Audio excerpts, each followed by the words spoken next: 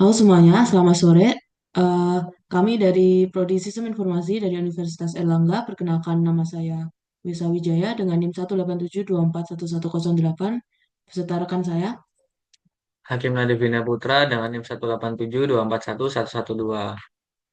Baik, untuk memenuhi tugas matkul pengantar sistem informasi, di sini kami akan membahas strategi pertumbuhan dan kinerja keuangan PT Goto, Gojek, Tokopedia setelah IPO atau Initial Public Offering. Lanjut. Jadi analisis ini berfokus pada kategori accounting dan finance, terutama bagaimana perusahaan menghadapi tantangan finansial pada pencatatan saham di bursa. Nanti kita akan melihat bagaimana kinerja keuangan, strategi yang diterapkan, serta faktor internal dan eksternal yang mempengaruhi perusahaan.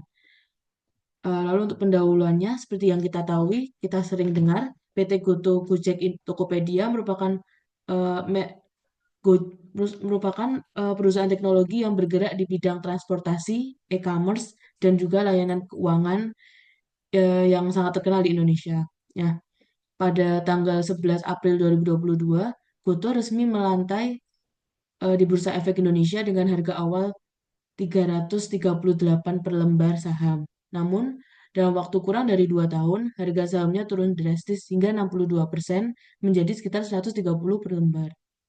Hal ini menimbulkan pertanyaan besar, bagaimana dampak IPO terhadap kinerja keuangan Goto dan strategi apa yang mereka gunakan untuk tetap bertahan dan juga tumbuh. Next.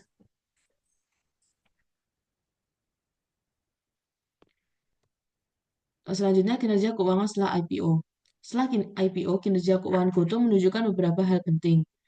Dari sisi profitabilitas, pendapatan memang meningkat, tetapi biaya operasional yang tinggi menyebabkan laba bersih masih negatif. Lalu yang kedua, dalam hal leverage, perusahaan menggunakan utang untuk mendukung pertumbuhan, menyebabkan rasio utang terhadap ekuitas meningkat. Lalu yang ketiga, likuiditas.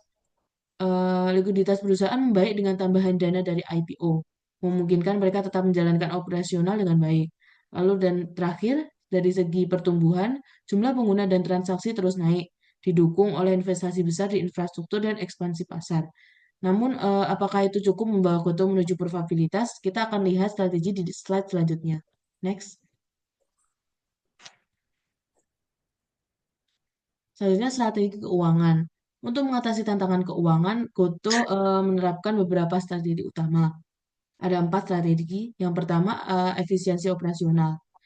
Mereka terus mengoptimalkan rantai pasokan dan mencari cara untuk memangkas biaya operasional tanpa merugikan kualitas layanan. Lalu yang kedua ada diversifikasi pendapatan. Di sini selain transportasi dan juga e-commerce, Goto mengembangkan layanan keuangan seperti Goto Financial untuk menciptakan sumber pendapatan baru. Lalu yang ketiga ada penguatan likuiditas. Dana dari IPO digunakan untuk investasi jangka panjang yang dapat membantu pertumbuhan bisnis. Lalu yang terakhir ada sinergi ekosistem, di mana dengan mengintegrasikan Gojek, Tokopedia, dan GoTo Financial, perusahaan berharap dapat meningkatkan efisiensi dan menciptakan nilai lebih bagi para penggunanya. Nah, meskipun strategi ini menarik, ada faktor lain yang turut mempengaruhi kinerja perusahaan, baik dari dalam maupun dari luar. Next, selanjutnya akan dijelaskan oleh rekan saya. Faktor mempengaruhi kinerja. Kita bisa melihat faktor yang mempengaruhi Goto dari dua sisi, yaitu ada faktor internal sama faktor eksternal. Kalau faktor internal sendiri yaitu keunggulan dan kelemahan perusahaan. Goto memiliki brand awareness yang tinggi dan ekosistem digital yang luas, tetapi masih kesulitan mencapai profitabilitas dan cenderung bergantung pada subsidi. Untuk faktor eksternal, yaitu peluang dan ancaman dari lingkungan bisnis, peluang besar seperti Anca- peluang besar muncul dari pertumbuhan ekonomi digital dan meningkatnya transaksi online. Namun, ancaman seperti persaingan ketat dengan platform e-commerce dan vintage lain bisa menjadi tantangan besar. Bagaimana perusahaan menyesuaikan diri dengan faktor-faktor ini akan sangat menentukan keberhasilan mereka ke depan. Jadi, kesimpulan dari analisis ini, kita bisa menyimpulkan bahwa setelah IPO, Goto masih menghadapi tantangan besar dan mencapai probabilitas meskipun pendapatan meningkat. Beban profesional beban operasional yang tinggi masih menjadi kendala utama.